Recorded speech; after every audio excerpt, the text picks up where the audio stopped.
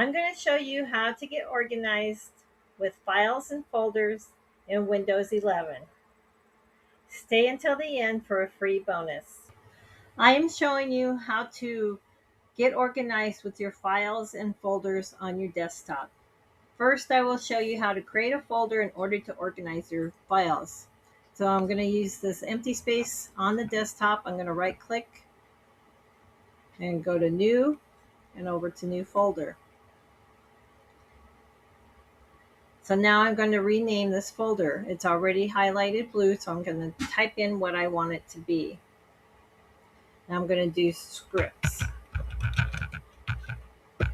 and then enter. Now I will move my loose files into folders. Just drag and drop.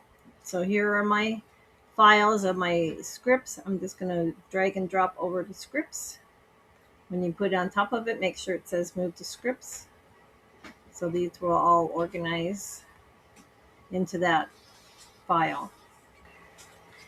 So to delete a file or folder, you're going to right click on a file or folder. So I'm going to use this one down here. I'm going to right click, go up to the top here on delete, left click, and it's gone.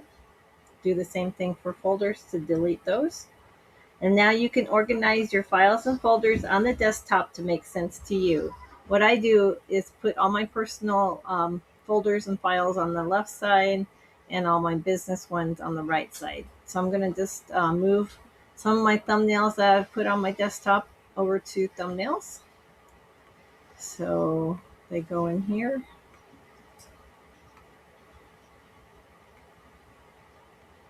Okay, and I'm going to move things from personal things, which is this one.